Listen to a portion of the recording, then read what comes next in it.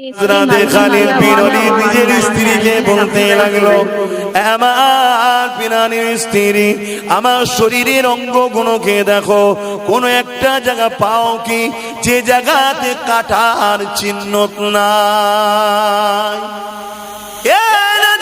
তরুণেরা, হযরতে খালিদ বিন ওয়ালিদ হুজুরের স্ত্রী শরীরকে চেক করতে লেগেছে।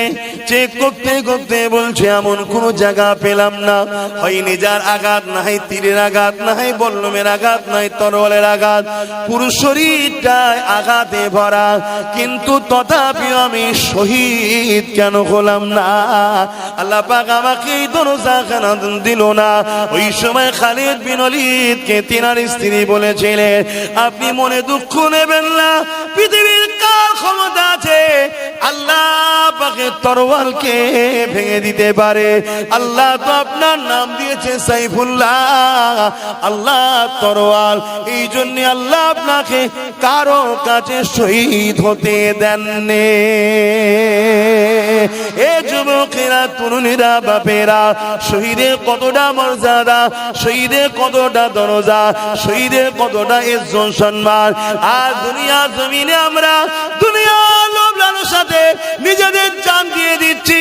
সামান্য বিজনেসের জন্য এক হাত ছাড়া ছাড়া বাদ পড়লো, টাকার লোভে আমরা বেরিয়ে চলে যাচ্ছি। সামান্য জমি জায়গার জন্য ভাই ভাই ঝগড়া করে ফেলতেছে, সামান্য দুনিয়ার স্বার্থে মারপিট করে মরে যাচ্ছে। অথচ এই জমিনকে অন্যায় মুক্ত করার জন্য, এই জমিনকে দুর্নীতি মুক্ত করার জন্য, এই জমিনকে অত্যাচারের হাত থেকে বাঁচাবার জন্য, এই জমিনকে সন্ত্রাসের হাত থেকে বাঁচাবার জন্য, আল্লাহর শ্রেষ্ঠ সৃষ্টি মানুষ জাতিকে জালিমদের হাত থেকে বাঁচাবার জন্য ন্যায় সত্য ইনসাফের রাস্তা রাসূল যে দেখিয়েছে, ওই রাস্তায় যদি আমরা সংগ্রামের জন্য এগিয়ে যাই, এই অবস্থায় যদি আমাদের মরণটা হয়ে যায়, অবশ্যই আল্লাহ শহীদের দরজা দেবে। ওই দরজাটা কত বড় সম্মান হবে! কিয়ামতের দিনে আল্লাহ জান্নাতি দিগকে বলবে, হে আমার জান্নাতীরা, তোমরা দুনিয়া জমিন থেকে এসেছো আমার জান্নাতে, আমার জান্নাত তোমাদের কি পছন্দ হয়েছে বলো? না দুনিয়া জমিনটা ভালো ছিল, না দুনিয়াতে তোমরা যেতে চাও? ওই সময় জান্নাতীরা বলবে, ও রাব্বি আল্লাহ, না আমরা জান্নাত ছেড়ে যেতে চাই না। কেন? জান্নাতের কোনো তুলনা হয় না, এত সুন্দর জায়গা আল্লাহ, আপনার জান্নাত থেকে আমরা যেতে চাই না। কিন্তু একদল মানুষ দাঁড়িয়ে যাবে, ও রাব্বি আল্লাহ, আমরা আপনার দুনিয়া জমিনে যেতে চাই। আল্লাহ পাক বলবে, বান্দারে, দুনিয়ায় কি এমন মজা পেয়েছো, আমার জান্নাতে ওটা পেলে না? ওই সময় বললেন, আল্লাহ পাক, অবশ্যই আপনার জান্নাত বড় সুন্দর, তবে দুনিয়াতে একটা মজা পেয়েছি, ওই মজাটা আপনার জান্নাতে পাচ্ছি না। কি মজা বান্দারে? ওই সময় বান্দা বলতে লাগবে, ও রাব্বি আল্লাহ, দুনিয়া জমিনে আপনাকে খুশি করার জন্য, আপনার হাবিবের দেখানো রাস্তা সুন্নাত তরিকায় চলার জন্য দুনিয়ার মানুষ আমাদের জুলুম করেছে, আমাদের উপরে অত্যাচার করেছে। আমরা ন্যায়ের পক্ষে শক্ত হয়ে দাঁড়িয়েছিলাম, হকের পক্ষে দাঁড়িয়েছিলাম, আপনার দ্বীনের পক্ষে ছিলাম, ইনসাফ ইনসানিয়াত ন্যায় মানবতা সত্যের পক্ষে ছিলাম। এই হকের পক্ষে দাঁড়ানোর জন্য দুনিয়ার জালিমরা আমাদেরকে হত্যা করে দিয়েছিল, যখন আমাদেরকে তারা কতল করে দিচ্ছিল, শহীদ করে দিচ্ছিল, আপনার রাস্তায় শহীদ হওয়ার সময়টা যে মজা পেয়েছিলাম, যে আল্লাহ আমাদেরকে বানিয়েছে, আল্লাহর জন্যই মরণ হচ্ছে, এই মরণের মজাটা আপনার জান্নাতও না। আরো জোরে বলুন সুবহান। আল্লাহ নবী যখন মক্কা জমিনে দাঁড়িয়ে গেলেন, কাবা শরীফের পাশে দাঁড়িয়ে গিয়ে নবী আমার তাওহীদের কথা যখন বললেন, রিসালাতের কথা যখন বললেন, মক্কার আবু জেহেল, উতবা, সাইবা আমার রাসূলুল্লাহর বিরুদ্ধে লেগে গেল। এ যুবকেরা, তরুণেরা, দুশমনী বেড়ে গেল, এমন বাড়া বেড়ে গেল। আল্লাহ নবীর খর মুবারককে 40 জন উলঙ্গ তরোয়াল দিয়ে আমার নবী পাকের খরকে ঘিরে ফেললো।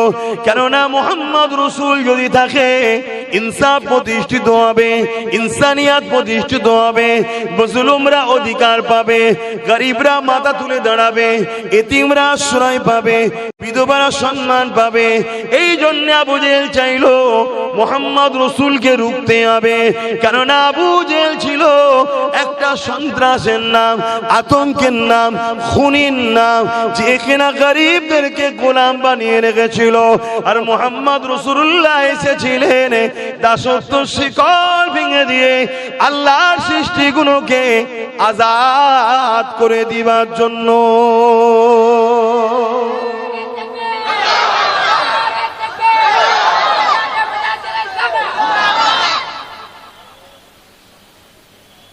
এই জন্য তোমার রাসূল এসেছিলেন। তাহলে আজকেও আবু জেহেল আছে না নাই? বলুন বলুন বলুন। তাহলে আমরা যদি নবীর উম্মত হই, আবু জেহেলের সাথ দেবো তো নাকি? তাহলে কি করব? বলুন কি করব? আবু জেহেলের সাথ দেবো কিনা জিজ্ঞেস করলাম, বললেন না। তাহলে কি করব বলুন? আবু জেহেলের বিরুদ্ধে আমাদেরকে প্রতিবাদ করতে হবে। প্রতিবাদের তিনটে ধরন আছে। ক্ষমতা থাকলে হাত দিয়ে, কিন্তু আমাদের হাতে ক্ষমতা নাই। এটা যারা শাসক হয় তাদের জন্য প্রযোজ্য। দ্বিতীয় নম্বর হলো মুখ দিয়ে। আপনারা আম মানুষ হয়তো মুখ দিয়ে প্রতিবাদ করতে পারবেন না, কিন্তু আপনাদের উচিত যারা জালিমের বিরুদ্ধে প্রতিবাদ করবে তাদের সঙ্গ দিয়ে আপনাদের দরকার। তাহলে আপনাদেরও মুখ দিয়ে প্রতিবাদেরই শামিল আল্লাহ করিয়ে দেবে। জোরে বলুন সুবহানাল্লাহ। 3 নম্বর হলো কি, যদি মুগ্ধ প্রতিবাদ করতে না পারো, অন্তর থেকে ঘৃণা করো। যদি এই তিনটের মধ্যে কোনো একটা বৈশিষ্ট্য না থাকে, আল্লাহ নবী বলছেন তার মধ্যে ঈমান নাই। আর বেঈমান যদি কোটি কোটি থাকে, তাতে কিন্তু সমাজের কোনো উপকারও নাই, এবং বেঈমান কখনো আল্লাহর সাহায্য পাবে না। আমরা সুরাতে সকলে তো মুসলমান অনেক, হাকিকাতে ঈমান কজনের আছে? কজন আমরা অত্যাচারী, জুলুম, বদমাইশ আজকের আবু জেহেলদের বিরুদ্ধে কজন কথা বলি? যদি কথা বলতে নাও পারি, ঘৃণাটা কজন করি বল? আর আমি চোখে আগুন দিয়ে দেখিয়ে দেবো, বড় বড় ভিআইপি ভিআইপি নাম করা বক্তা, নাম করা মোল্লা, মলি সাহেব, পীর, পীরজাদা আজকের আবু জেহেলদের দালালি পর্যন্ত করে। তাহলে ঈমান কোথায়? এজন্যই তো আল্লাহ আমাদের উপরে নারাজ। এজন্যই তো আজকে সব দিক দিয়ে আমরা বঞ্চিত হচ্ছি, সব জায়গায় আমরা বিপদগ্রস্ত হচ্ছি। আমাদের কোনো জায়গাতে শান্তি আমরা পাচ্ছি না। মাথায় টুপি দিয়ে দিলাম, মুখে দাড়ি রেখে দিলাম, 5 ওয়াক্ত নামাজ পড়ে নিলাম, 1 মাস বছরে রোজা রেখে দিলাম। এ যুবকেরা, তরুণেরা, 24 ঘন্টার অঙ্কটা একবার করেন। আল্লাহ আপনাকে কেন বানিয়েছে? 24 ঘন্টার মধ্যে 5 ওয়াক্ত নামাজ রয়েছে।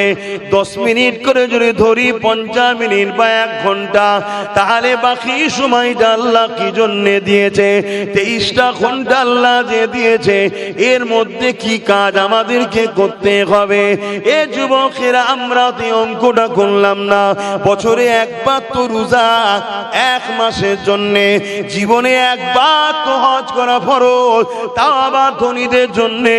আর বছরে একবার শতকরা 2.5 টাকা যাকাত দেওয়া ধনীদের জন্য। তাহলে কি আর কোনো কাজ নাই? মনে রাখবেন, কাজ অবশ্যই রয়েছে। সব থেকে প্রথম কাজ হলো অন্যায়কে খতম করো, জুলুমকে খতম করো, সন্ত্রাসকে খতম করো, দাঙ্গাবাজকে খতম করো, মৃত্যু অত্যাচারী জালিমের বিরুদ্ধে সংগ্রাম করো। এগুলোকে মিটিয়ে দিয়ে আল্লাহর জমিনের উপরে আল্লাহর সৃষ্টিগুলোকে বাঁচার জন্য শান্তি সমাজ গড়ে তোলো। এর নাম হলো ইসলাম। এ যুবকেরা, আমার নবী পাক এইটা করতে গিয়ে কত বিপদে পড়েছে। আল্লাহ নবী যখন আবু জেহেল জেহেলের সামনে, উতবায়ের সামনে আমার নবী পাক যখন না ইনসাফ হকের কথা বলতে লেগেছে, তারা আগে এসে আমার নবী পাকের গায়ে পর্যন্ত হাত তুলে দিয়েছে। বাবারা মা খারা এতিম এসে নবী আমার এমন করে মাবুজেল উতবা গায়ে হাত তুলে দিল। নবী আমার কাঁদতে কাঁদতে ঘরে চলে গেলে আল্লাহ পাক আওয়াজ দিয়ে দিলে, আমার হাবিব কে মানবে না মানবে আমি আল্লাহ বুঝে নেব। আপনি সত্য সুসংবাদ দাতা আপনি ঘোষণা করে দেন, আপনি বেশি কষ্ট নেবেন না। অথচ আমাদের জন্য আল্লাহ ফরজ করেছে অন্যায়কে মিটাতেই হবে, ন্যায়কে প্রতিষ্ঠিত করতেই হবে, এটা কোরআনের হুকুম। কিন্তু রাসূলুল্লাহকে আল্লাহ বলছে হাবিব আপনি অত কষ্ট নেবেন না, আপনি বলে দেন একবার মানবে কি না মানবে আমি আল্লাহ তার সঙ্গে বুঝে নেব। নবী পাক কিন্তু তথাপিও পরের দিন আবার বেরিয়েছে না ইনসাফের কথা শোনাতে, কেননা রাসূল আমার এই উম্মতকে আল্লাহর জাহান্নাম থেকে বাঁচাবার চেষ্টা করেছে।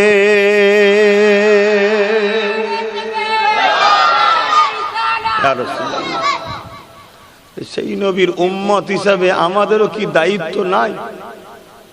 আমাদেরও কি দায়িত্ব পড়ে না যে আমি আমার গ্রাম, আমি আমার গ্রাম, আমি আমার গ্রাম, আমার গ্রামে অসহায় দুঃখী গরিব মানুষ কেউ বিপদে পড়লে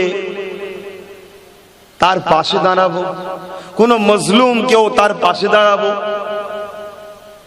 আমি প্রায় জায়গায় বলি, আজও বলছি, এটা মাথার মধ্যে একদম গেঁথে নেন, আমার আল্লাহ জালিমের সাথে থাকে না, আমার আল্লাহ জালিমের সাথে নাই।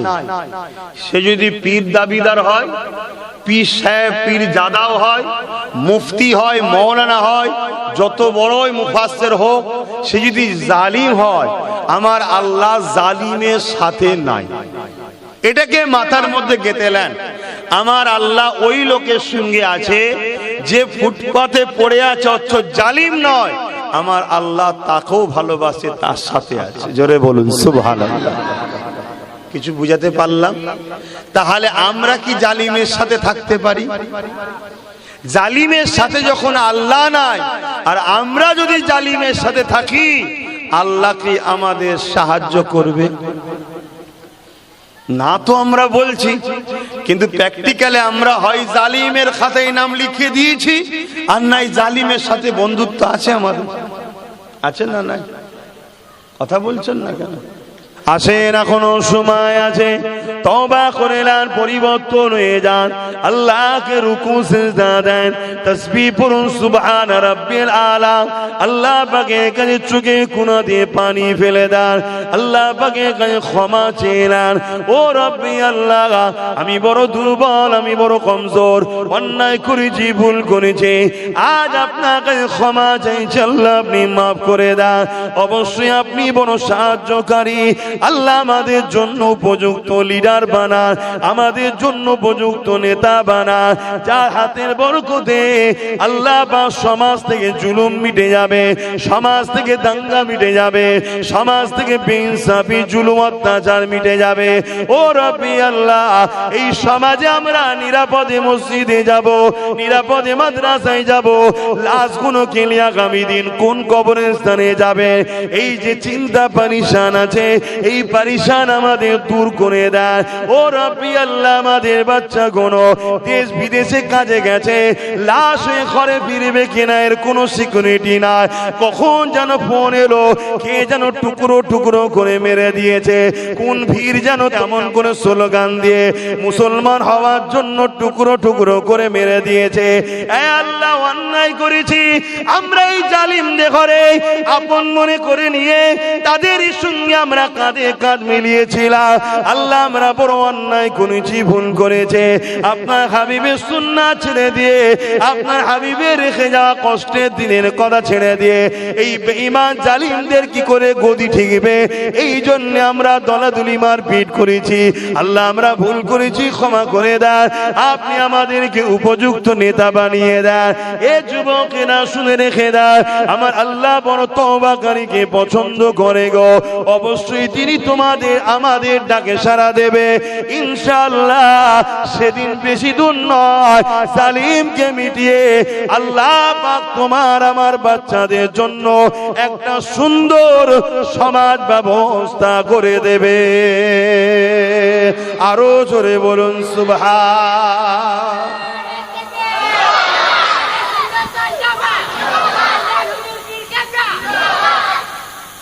কিসের নিরাপদ আছে আমাদের? আগামীতে আরো অনেক পরিকল্পনা হবে। এই সব কিছুর জন্য দোষী কারা? আমরা। স্বীকার করুন, স্বীকার করুন।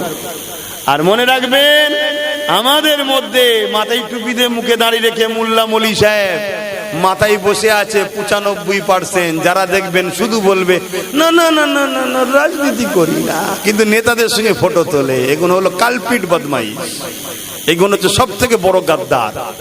কথা বুঝে আসছে না? না, এই গাদ্দার গুলোকে চিনুন, না হয় কিন্তু আরো ঠকতে হবে, আরো ঠকতে হবে। মনে রাখবেন। এরপরও বলে যাচ্ছি, হ্যাঁ মানুষ মাত্র ভুল হতে পারে। যদি কেউ নিজের ভুল বুঝে পরিবর্তন হয়ে তওবা করে ফিরে আসে, অবশ্যই আল্লাহ তাকে ক্ষমা করে দেবে। তার নিয়ে আমার কোনো বক্তব্য থাকবে না, কেননা মানুষ মাত্র ভুল হতে পারে, পরিবর্তন হওয়াটা হলো দায়িত্ব। এ যুবকেরা, কোন একটা মানুষ হয়তো ভেবেছিল এই রাস্তাতেই কামিয়াবি রয়েছে, কিন্তু আজ যদি সে বুঝতে পারে না এই রাস্তাতে কামিয়াবি নেই, ধ্বংস রয়েছে, সে যদি পরিবর্তন হয়ে যায়, অবশ্যই আল্লাহ তাকে যখন ক্ষমা করে দেবে, তার বিষয়ে আমার কোনো বক্তব্য রাখা উচিত হবে না। কিন্তু পরিবর্তন যদি এই সময় না হয়, আর কবে হবে?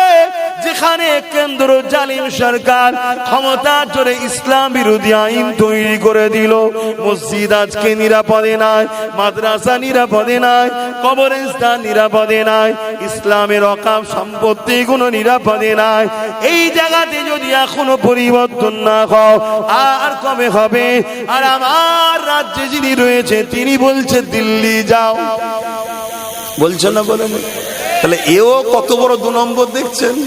হ্যাঁ, সে যে ছিল মুসলিম দরদি, কিন্তু আসল মুখের ঘুমটা এবার উঠছে, অরিজিনাল রূপ এবার বেরোচ্ছে। কথা মাথায় ঢুকছে তো নাকি? এখন কোন মুসলমানের আবার কষ্ট হচ্ছে না তো? যদি কষ্ট হয়, ঘরে যে বিক্স লাগিয়ে দিয়ে বালিশে মুখ দিয়ে কাঁদতে যায়। এখানে মসজিদ মাদ্রাসার লড়াই এসে গেছে। এখানে তোর এই বেঈমান নেত্রীর জন্য এখানে কথা বলতে হবে না, তাহলে তোমার ঈমান গেছে। লোক জেনে যাবে কাফের হয়ে গেছে, মরে গেলে পায়ে দড়ি বেঁধে ভাগারে ফেলে দিতে হবে, ওর জানাজা পড়া যাবে না, কারণ কুকুর মরা আর ও মুসলমান মরা এক। শুনছেন তো নাকি? হ্যাঁ, এবারে দেখছি যে লোক সমাজে বলা যাবে না, তো লোক ঘরে যে ভিক্স লাগিয়ে দিয়ে কম্বল মুড়ি দিয়ে কানকে যায়। কত বড় ধোকা দিল বলেন তো? হ্যাঁ, বললো বিজেপিকে রুখতে আমাকে জিতাও, আর আজকে যখন কেন্দ্র বিল করেছে ইসলাম বিরোধী, তখন ইনি বলছে বাংলায় আন্দোলন নাই, দিল্লি চলে যাও। তাহলে আমাদেরও তো উচিত ভোটের সময় বাংলায় ভোট নাই, দিল্লি যাও বলা দরকার আছে না? না, প্রত্যেকটা ইমানদার বলবে, আর মুনাফেক মুসলমান বলবে না। প্রত্যেকটা ইমানদার আগামী দিন বলবে, আর যারা মুনাফেক তারা বলবে না। হ্যাঁ, এ যদি ক্ষমা চেয়ে নেয় যে হ্যাঁ আমার এটা বলা ভুল হয়েছে, ভাই আমার ক্ষমা করে দাও, আমি তোমাদের সাথে আছি, আমি সুপ্রিম কোর্টে যাচ্ছি, কেস করব, নিন্দা বিল পাস করছি, তাহলে ভাই আমার কথা আমি উইথড্র করে নিচ্ছি। কথা বলতে তার আগে পর্যন্ত এই বেঈমানকে সাপোর্ট করা ইসলাম অনুযায়ী হারাম। এই মসজিদ মাদ্রাসার দুশ্মন, গাদ্দার এই মসজিদ মাদ্রাসা। শুনছেন তো নাকি? হ্যাঁ, এবার নিতে হয় না, না নিতে হয় চলে যাবে যেদিন, সেদিন বুঝবে। আমি আব্বাস সিদ্দিকীও চিরস্থায়ীর জন্য আসিনি, এজন্যই হক কথা বলে যাচ্ছি। কিয়ামত দিন আল্লাহকে বলবো যে আল্লাহ, আপনার হাবিব বলেছিল সব থেকে বড় জিহাদ হলো জালিম শাসকের বিরুদ্ধে কথা বলা। জালিমের বিরুদ্ধে কথা বলেছিলাম যেদিন তোমার মসজিদ মাদ্রাসার বিরুদ্ধে লেগেছিল। কিন্তু খোদা, মাথায় টুপি দিয়ে মুখে দাঁড়িয়ে রেখে বড় বক্তা মলি সাহেব সে যে একদল দালাল ঘুরে বেরিয়েছিল, যারা কমকে জবাই করেছে, কমকে ক্ষতি করেছে, কোটি কোটি টাকায় বিক্রি হয়েছে। আমাদের ধ্বংস শুরু কবে থেকে হলো? যেদিন বাবরি মসজিদের বিরুদ্ধে সুপ্রিম কোর্টের মতো একটা কোর্ট থেকে সংবিধান বিরোধী একটা রায় বেরোলো, সেদিন আমার ভারতের একদল উলামা মুল্লারা বলেছিল যে একটা মসজিদ যাচ্ছে যাক, আমরা শান্তি চাই। আমি ওই দিন বুঝেছিলাম এদিনের মুসলমান ভারতের এবারে শেষ হবে, কারণ গাদ্দারেদের মাথায় বসে আছে। অথচ ইসলাম কি বলছে? নিজের পরিবার, বাপ বাচ্চা কুরবান হয়ে যায়, হয়ে যাক, সত্যকে কখনো কুরবান করো না, ইনসাফকে কখনো কুরবান করো না, মিথ্যাকে কখনো মাথা তুলে দাঁড়াতে দিও না। তাতে তোমার ছেলেকে যদি কতল করতে হয়, শহীদ করতে হয়, ফাঁসি দিতে হয়, শাস্তি দিতে হয়, তাও দাও। মিথ্যা যেন কখনো মাথা না তোলে, সত্যের জয় হোক। কথা মাথায় ঢুকছে না? ঢোকে না। কিন্তু গাদ্দাররা কি বলে?